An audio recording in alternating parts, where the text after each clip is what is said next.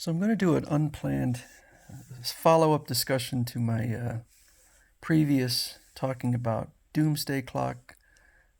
This is the Absolute Edition. Huge, beautiful book. So I really enjoy stories that you can read over and over again and every time get something new out of it, learn a little bit more. If you read a story and it's just, okay, I got what I wanted out of it, and you're done and you never pick it up again and you just put it in a closet or in a long box or something, I don't feel like you've really gotten your money's worth. And I think the best writers for repeat reading would be like Alan Moore, Grant Morrison, and in this case, Jeff Johns with Doomsday Clock. Doomsday Clock has a lot of issues. I've probably read each comic. I know I wrote a review on Amazon, and I said in my review that that I'd read each comic a handful of times. So if a handful is five, I'd read each one quite a few times. And I still had questions. I still was trying to figure out what in the world happened. And I've watched reviews and they don't really get into the details, and maybe it's just they didn't do the kind of analysis I did. But I'm reading it through again. I'm most of the way through it, well over half, but the questions that I had remain. And now I have some new questions. So we'll see if in the as I finish this up, because I'll probably do a third, at least one more analysis of the story, and we'll see where it goes, because I definitely want to do one once I finish the entire story to see if the questions were answered. So the main point of it, there's a lot of working pieces in this mini-series or maxi series, and so I'm kind of omitting like 90% of them, or a significant amount, and focusing on a few different things. The main issue in the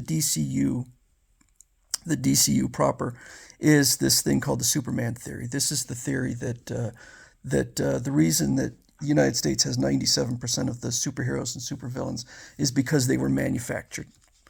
And this theory, there's a lot of evidence that it's true.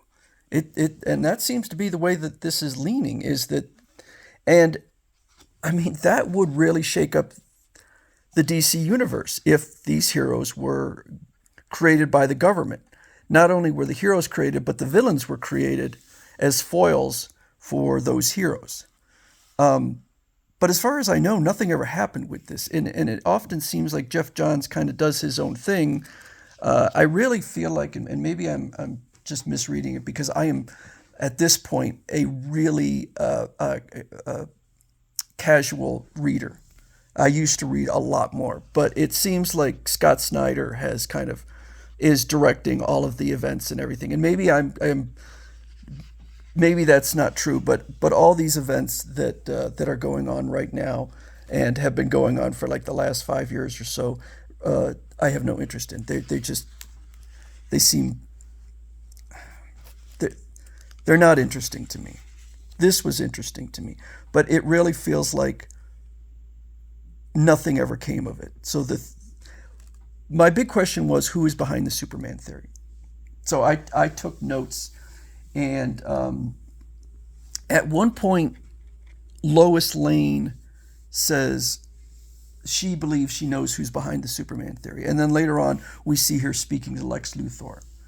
And that is her guess, except it's clearly not Lex Luthor, or at least Lex Luthor denies it. And my assumption has been that it was not Lex Luthor. What I wrote in my reviews was that I believed that what happened was that that Ozymandias was behind the Superman theory. But that didn't make sense, because the Superman theory was going on already when he arrived in the main DC universe. So then I had this theory that he used a time machine to go back in time, but that had all sorts of problems. Like, where did he get a time machine from? It really was never spelled out.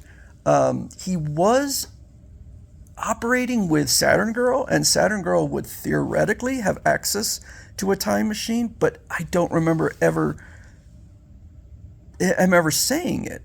And also, where would he get the idea for the Superman theory? Because the Superman theory was already going on. So does that mean he took this idea, brought it back, and then enacted it in the past? And how did he do that? And then it's like, well, where did the idea originally come from? Because it's like he took it from nowhere, as if nobody came up with it. He enacted it, but it was already going on. So I had all sorts of questions.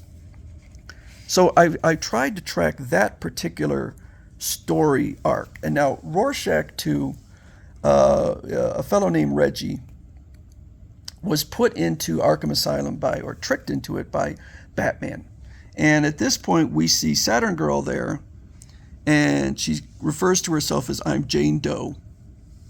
And she said, "We need to get out of here before it's too late. I won't be around much longer." And in the previous times I read this, I never really paid that close attention to it.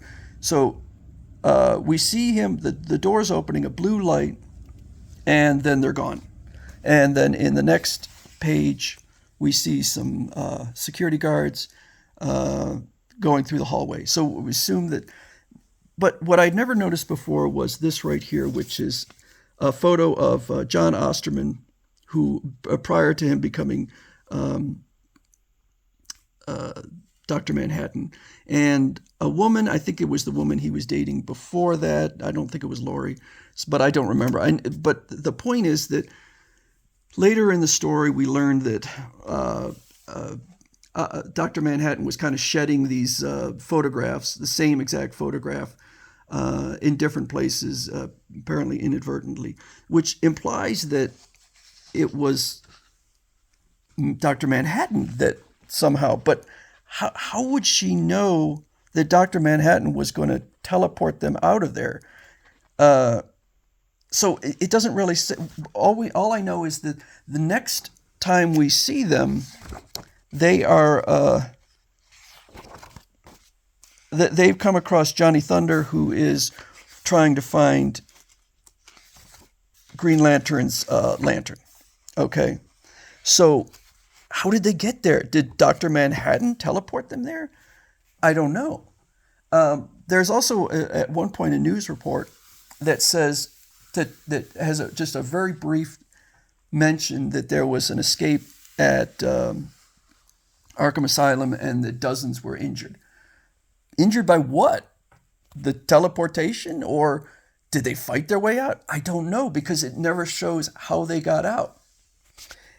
Now, later on, they mysteriously are now with Ozymandias. Again, it never spells out how they got there, how they found Ozymandias. But they're with him, and Saturn Girl says that she was sent here to cleanse the time stream of an unknown anomaly. Okay, now, you might be wondering, why is Saturn Girl here in Arkham Asylum? Now, Jeff Johns had mentioned this, not mentioned it, but shown it previously in The Button, where she's in an asylum. But I don't remember him ever saying why she was there or how she got there, why she was in an asylum. So there seems to be some question and a discussion about how Saturn Girl and Reggie, Rorschach 2, keep arriving at different places, and Ozymandias says something about, when it comes to Dr. Manhattan, there are no coincidences. So it kind of implies to me that Dr. Manhattan is somehow directing them. But why? Why would he do that?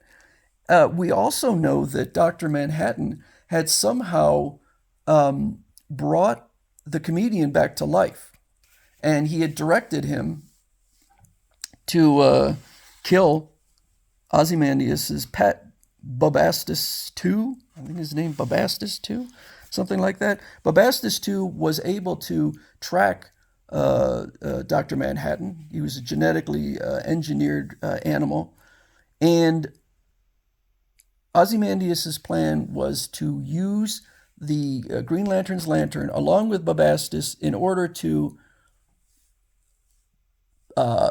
pull Dr. Manhattan against his will. And it works. He's successful. So why did Dr. Manhattan want to kill Bubastis?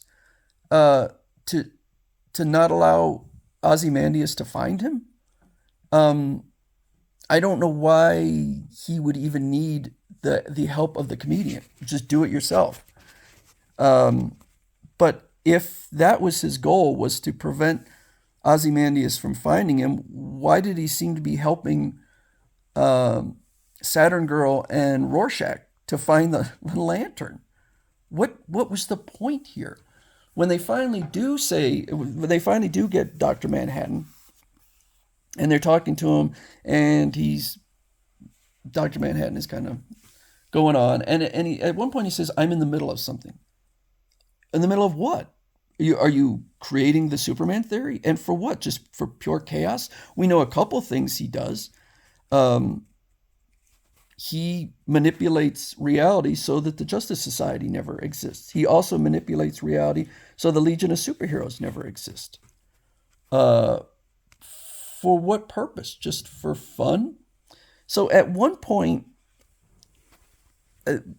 Rorschach 2 decides that Ozymandias has betrayed him. So he just leaves.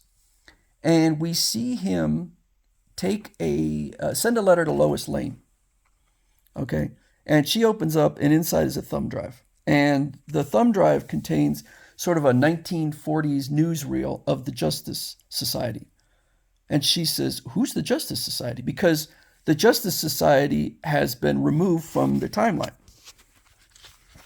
because of Dr. Manhattan. So my question is, okay, where did he get a thumb drive from? Where did he get a thumb drive with a newsreel on it? It certainly didn't come from the Watchmen universe, because the Justice Society never existed in the Watchmen universe. How would he have access to videos of the Justice Society, given that they apparently don't exist? And why would he send it to Lois Lane? What was the whole point? The next time we see Reggie, he's now homeless and living on the streets. And I don't remember now whether we see him again or if that's just the way he ends. So I have so many questions, and why is Dr. Manhattan manipulating reality? Just like to pass the time? So I'm hoping that if there really are no answers, then this is a very poorly plotted out story. And we'll see, because there are so many great moments in here. There's a lot of great characterization. I think Mannequin and Mime are great characters. I don't know that anyone else ever used them. Okay, so here he is putting the letter. There's Reggie putting the letter in there. And then he just kind of goes on the street, and then he's wearing a sign. So we'll see. We'll see. I've read this thing through so many times, and I'm hoping that there will be answers. And so I did at one point have sort of an epiphany where I was like, oh, wait a second. Ozymandias must have been going to the DCU prior, and that he was the one that set up the Superman theory. But then I said, no, I don't think that's true, because there's really no evidence. And I would think that he would say something like, secretly, or maybe in his thoughts, yeah, I've been coming back here. It kind of reminded me of when Alexander Luthor, when it turned out in, Infinite Crisis, that he had actually been going to the DCU. He had been escaping from their realm over and over again, and just nobody knew about it, and manipulating the universe. So I thought that, but then I said, no, there's just no evidence that I've seen that he was. But if that was the case, he wouldn't need a time machine. He was just going there. But we'll see. I believe there is one mention of a time machine, but we never see an actual time machine or what he ever did with it. Okay, so there will be a part 3 and maybe more. So that is yet again Doomsday Clock Absolute Edition.